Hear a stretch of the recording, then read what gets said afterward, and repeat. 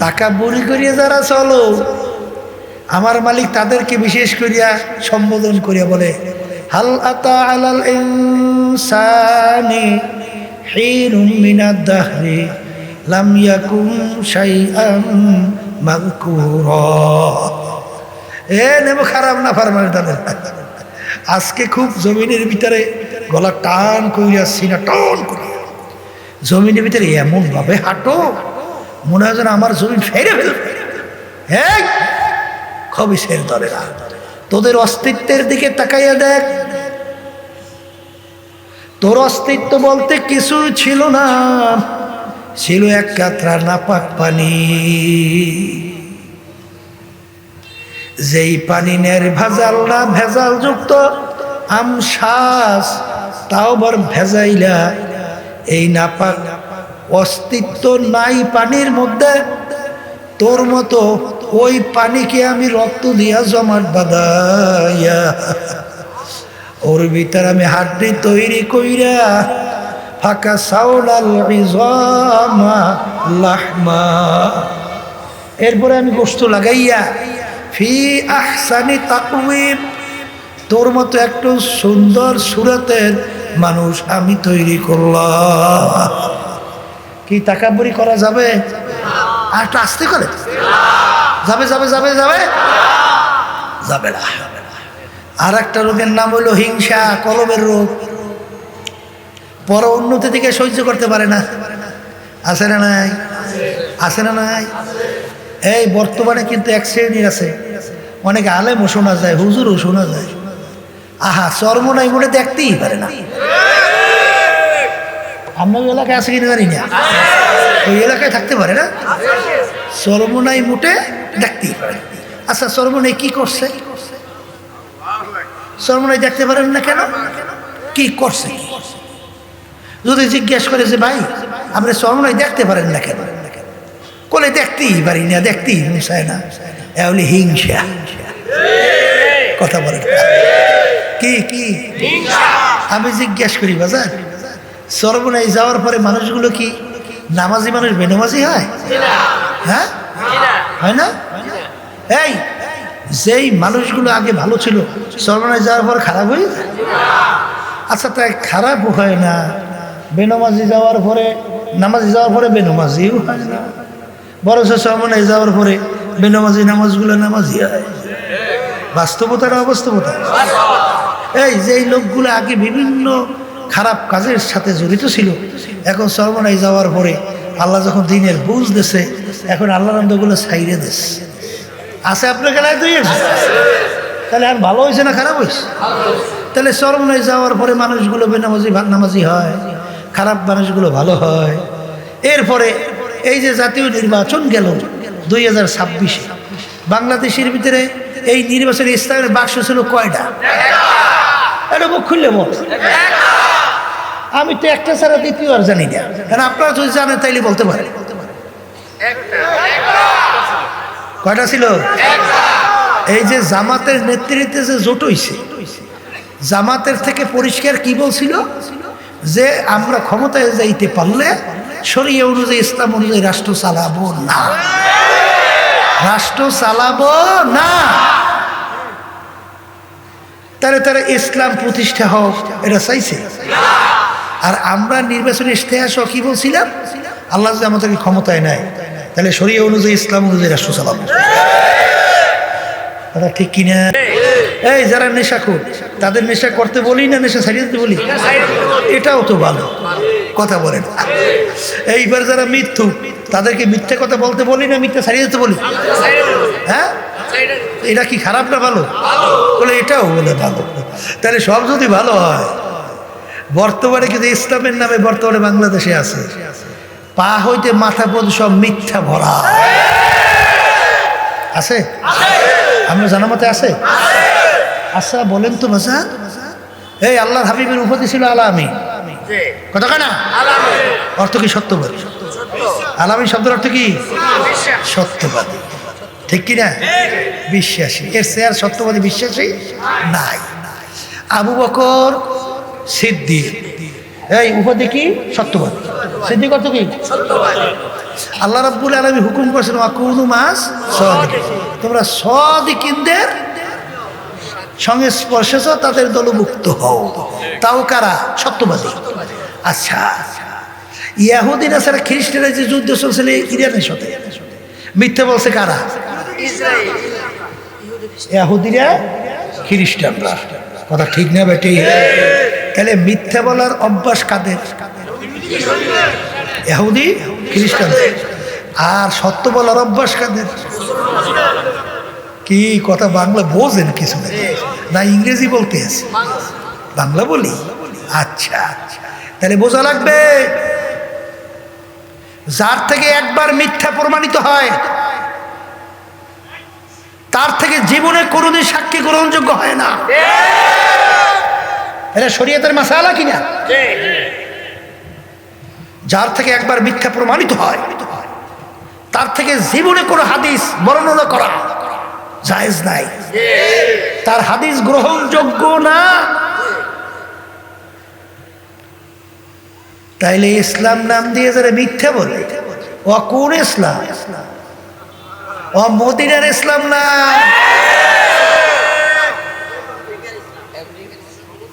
কথা বাংলা বোঝেন? আল্লাহর হাবিবের উম্মতরা কোনোদিন মৃত্যুক হতে পারে না, সাহাবায়ে কেরামের শাগরেদা কোনোদিন মৃত্যুক হতে পারে না। আল্লাহ রাব্বুল আলামিন হুকুম, মিথ্যুকদের সাথে সম্পর্ক রাখা যাবে না। ওয়াকুনু মাস সাদিকিন, আল্লাহ বলতেছে সাদিকীদের সংস্পর্শে দাও, তাদের দলভুক্ত হইয়া চলো। এইবার নির্বাচনে শোনা গেছে কিছু কিছু সর্বনে মুজাহিদের কথাও শোনা যায়, কিছু দায়িত্বদের কথাও শোনা যায় যে জাতীয় নির্বাচন ইসলামের পক্ষে বাক্স ছিল হাত পাখার, এর বাইরে নাকি অন্য প্রার্থীর পক্ষে কাজ করছে, তাদের সহযোগিতা করছে, তাদেরকে ভোট দিচ্ছে। শোনা যায়, আছে। আমি সেই বাজানদেরকে বলবো, বাজার ভালো করে বুঝছেন। তারপর জেলা থেকে শুরু করে একেবারে তৃণমূল, যেটাকে ওয়ার্ড বলা হয়, ওয়ার্ড পর্যায়ে পর্যন্ত 3 শ্রেণী আমি বলছি, যারা এই জাতীয় নির্বাচনে চুপ রয়েছে, ইসলামের পক্ষের বাক্সে ভোটারের জন্য কেউ বলে নাই, দাওয়াত দেয় নাই, কাজ করে নাই, চুপ রয়েছে, এই এক শ্রেণী। আর এক শ্রেণী তলে তলে অন্য প্রার্থীর পক্ষে কাজ করছে, আর এক শ্রেণী প্রকাশ্যে কাজ করছে। এই 3 শ্রেণী লোকদেরকে জেলা থেকে শুরু করে ওয়ার্ড পর্যায় পর্যন্ত কোনো সংগঠনে কোনো দায়িত্বে সদস্য পদেও রাখা যাবে না।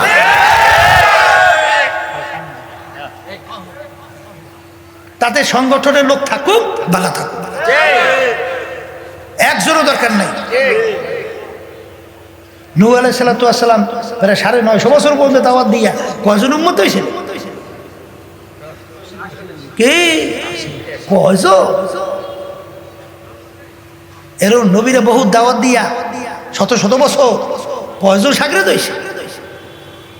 এতে কি নবীর নবুয়তি গেছে?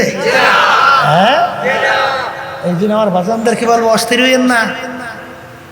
যা আল হক ওয়া জাহাকাল বাতিল ইন্নাল বাতিলা কানা যাহুকা।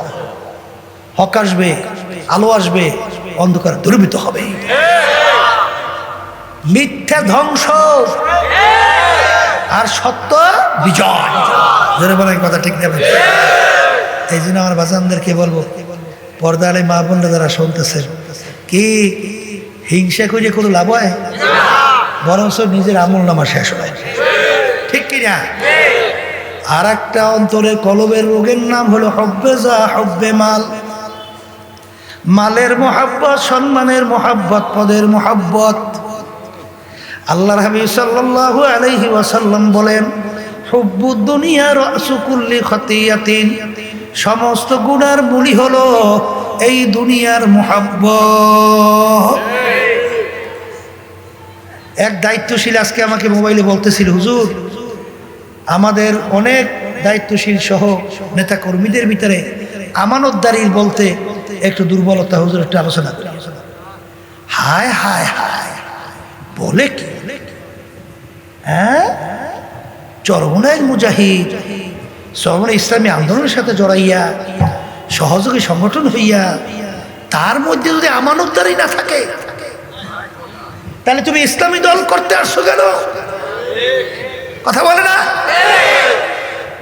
জোরে বলেন কথা ঠিক কিনা? মুমিনের চরিত্র, হ্যাঁ, ওয়াইজা তুমিনা খানা, যে নাকি আমানতদারি খেয়ানত করবে, মুনাফিকের চরিত্র। ওয়াইজা ওয়াদা আখলাফা, ওয়াদা করে খেলাফ করবে, মুনাফিকের চরিত্র। ইজা হাদ্দাসা কাযাবা, যে কথা বলার সময় মিথ্যা বলবে, এইটা হচ্ছে মুনাফিকের চরিত্র। এই জোরে বলে কথা ঠিক কিনা? যারা মিথ্যুক, হাদিস অনুযায়ী মুনাফিক, কথা ঠিক কিনা? এই জন্য আমার বাজানদেরকে বলবো, পর্দালে মা বোনদেরকে বলবো, যাদের কলব পরিষ্কার হবে, আল্লাহর ফজল ও করমে তারা কোনোদিন মিথ্যা কথা বলতে পারবে না। জোরে বলেন কথা ঠিক কিনা? যাদের কলম ভালো হবে, তাদের ভিতরে আল্লাহর ফজল ও করমে হিংসা থাকতে পারবে না। যাদের কলম ভালো হবে, তাদেরকে কখনোই 100 টাকা, 200 টাকা, 500 টাকা, 1000 টাকা, লক্ষ টাকা, কোটি টাকার বিনিময়ে আল্লাহর ফজল ও করমে তাদের ঈমানকে নষ্ট করতে পারবে না। জোরে বলেন কথা ঠিক কিনা? আল্লাহর হাবিব বলেন, শের যুগের ভিতরে ঈমানদারদের ঈমানের উপরে মজবুত থাকে এত কষ্ট হবে, জ্বলন্ত একটা আগুনের আংটা হাতের মুঠার ভিতরে রাখতে যত কষ্ট, তার চেয়েও বেশি কষ্ট। সেই যুগ বুঝে সেই গেল, কথা বলে না? বর্তমানে এক শ্রেণী আমার মা বোনেরা, আমার ভাইদের কথা শোনা যায়, 100, 200, 500, 1000 টাকার বিনিময় তাদের ঈমান নাকি মুরগি ছাগলের মতো বিক্রি হয়। জোরে বলে নাউযুবিল্লাহ। ওদিকে মুমিনের চরিত্র, ঈমানদারের চরিত্র তাম দুনিয়াও যদি তাদের পায়ের উপরে ফেলাইয়া দেওয়া হয়, আল্লাহর ফজল ও করমে তাদের ঈমান বিক্রি হবে না। বাজার, এই কলবের রোগ হব্বে মাল দূর করা লাগবে। বাজার ওজব দূর করা লাগবে, রাগ দূর করা লাগবে, গোসা দূর করা লাগবে, আহারে গিবার শেখায় দূর করা লাগবে, অন্তরে কুমন্ত্রণা দুষ্টামি থেকে দিলকে মুক্ত করা লাগবে। বাজার কলব পরিষ্কার করার জন্যে আমরা অনেক সময় বলি, মুরব্বা হওয়ার জন্যে মুরব্বির কাছে যাওয়া লাগবে। বাজার, একটা শসা যখন পাইকা যায়, একটা চুনা কুমড়া যখন পাইকা যায়, অনেক সময় চুনা কুমড়া কাইটা ঠুমঠুম কইরা, ওই শসা ঠুমঠুম কইরা কাইটা খেজুর কাটা নিয়া তারপর জোরে জোরে কেইচা ওর ভিতর থেকে চুকা রসকস বের করে, এরপরে চিনি দুধ দিয়ে আসাইয়া এইবার মুরব্বা পাক হয় উন্নত মানের খাদ্য। ঠিক আমার বাজানদেরকে বলবো, পর্দালে মা বোনদেরকে বলবো, বাজার মুরব্বা হওয়ার জন্য মুরব্বির সংস্পর্শে যাওয়া লাগবে। কারণ আল্লামা জালালউদ্দিন রুমি রহমাতুল্লাহ আলাইহি এত বড় বিশ্ববিখ্যাত আলেম হওয়ার পরেও তিনি বলতেছিলেন, খোদ মাওলানা রুমি না শোধ তা গোলামে শামসুত্তিবরিজি না শোধ। আমি রুমি ততক্ষণ পর্যন্ত রুমি হতে পারি নাই যতক্ষণ পর্যন্ত শামসুত্তিবরিজির সংস্পর্শে সাগরে হইতে পারি না। তাহলে বোঝা গেল, মুরব্বা হওয়ার জন্য মুরব্বির কাছে যাওয়া লাগবে। আর আমার মালিকের তো হুকুম, কুনু মা সাদিকিন, তোমরা সাদিকিন বান্দাদের সংস্পর্শে যাও। এই আল্লাহর বান্দারা, পর্দালের মা বোনেরা, কবরে কিন্তু কোনো দলাদলি নাই। কবরে যদি কেউ পরিচয় দাও, আমি চরমনাইর মুরিদ, আমি চরমনাইর মুজাহিদ, এই পরিচয় কিন্তু খবরে কোনো কাজ হবে না। কেউ যদি পরিচয় দেয়, আমি আটরশি, চন্দ্রপাড়া, রাজারবাগ, দেওয়ানবাগ, আমি আওয়ামী লীগ, আমি বিএনপি, আমি জামাতের লোক, এই কবরের যাত্রীরা, এই পরিচয় কবরে কিন্তু কোনো কাজ হবে না। বাজান, কবরে কিন্তু সবার জন্য প্রশ্ন 3টা। মান রব্বুকা ওয়া মা দীনুকা ওয়া মান নাবিয়ুকা, এই তিন প্রশ্নের ভিতরে কোথায় কিন্তু নাই তুমি চরমনাই না সারসিনা না জৈনপুর, না তুমি ফুলপুর না জামাত না আট্টসি, না তুমি বিএনপি না আওয়ামী লীগ। এই তিন প্রশ্ন কিন্তু কোনো কবরে কারোর জন্য নাই। এই জন্য আমার বাজানদেরকে বলবো, পর্দালে মা বোনদেরকে বলবো, আর দুনিয়া মাজরাতুল আখিরা, দুনিয়াটা হলো আখিরাতের সম্বল সম্পদ কামাই করার জায়গা। এই দুনিয়ায় থাকা অবস্থায় পরীক্ষা কইরা দেখো তোমার আমার কলম নামক পার্স কি অবস্থা, হিংসার কি অবস্থা, তাকাব্বুরের কি অবস্থা, তোমার আমার হব্বে যা হব্বে মালের কি অবস্থা, এবং বিভিন্ন দিক থেকে তোমার আমার কি অবস্থা। এই চিন্তা ভাবনা কইরা কলম ভালো কইরা, চোখে পানি নিয়ে কলম নরম কইরা, ইমানকে মজবুত কইরা, নেক আমল বাড়াইয়া তারপর আমার মাওলার কবরের দিকে রওনা করো। কারণ দুনিয়ার যে কোনো কাজের মধ্যে একবার দুইবার নয় 5 বার যদি কেউ ঠইগা যাও, আবার ওই কাজের ভিতরে চেষ্টা করলে জিতবার আশা করা যায়। কিন্তু এই কবরের যাত্রীরা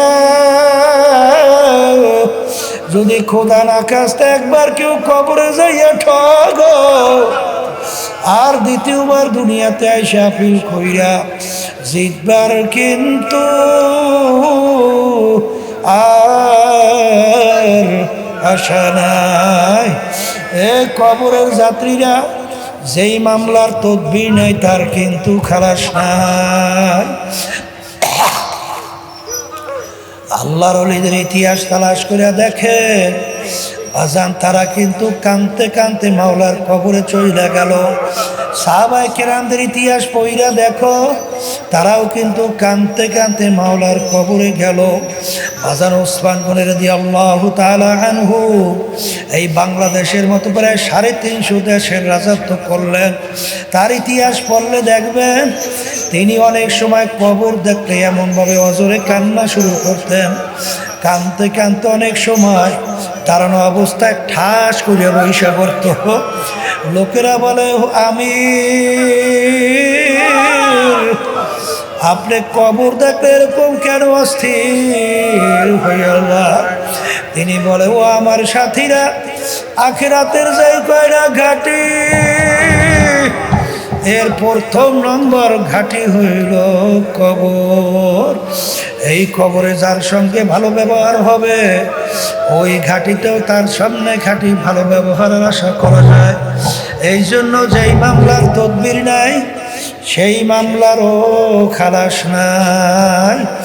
এই জন্য আমার বাজানদেরকে বলবো, পর্দালে মা বোনদেরকে বলবো, বাজান, আমার মালিক যখন এই মাহফিলে নিয়ে আসছেন, আমার মালিক বড় দয়ার, বড় মায়া। বাজার আমার মালিক বন্দাবান্দি চোখের পানি সহ্য করতে পারে না। বন্দাবান্দি গুনার কথা মনে কইরা যখন মালিকের দরবারে হাত তুলে দু চোখের পানি ছাইরা যখন করুণ সুরে ডাক দেয়, এ আমার দয়ার মালিক, নাফরমান তোমার দরবারে হাজির। বন্দাবান্দি ডাক দিতে দেরি, আমার মালিক বন্দাবান্দিকে মাফ করতে মোটেও দেরি করবে না। এই জন্য আমার ভাইদেরকে বলবো, পর্দা আলে মা বোনদেরকে বলবো, বাজান কলবকে ভালো করো, ইমানকে মজবুত নির্ভেজাল করো, নেকের আমল বাড়াও, দলাদলি ছাড়ো, টাকার গরম ছাড়ো, বংশের গরম ছাড়ো, শিক্ষার গরম ছাড়ো, মালিকের পাগল হও, এরপরে মালিকের কবরে রওনা দাও। কারণ একবার যদি কোনো ক্রমে ঠইগা বসো, আর দ্বিতীয়বার দুনিয়াতে এসে আপিল কইরা জিতবার কিন্তু আর আশা নাই। আর মনকে মাঝে মাঝে বুঝাইও যে, মন আহারে মুসাফির হাম এহা সাবা হয়, কবর আখের ঠিকানা। মুসাফির হাম এহা সাবা হয়, কবর আখের ঠিকানা, कोई आगे रवाना है, कोई पीछे रवाना। মন কি বুঝাও রে মন, এমন ঘরে যাইতে হবে যেই ঘরে নাই বাতি, এমন ঘরে থাকতে হবে যেই ঘরে নাই সাথী।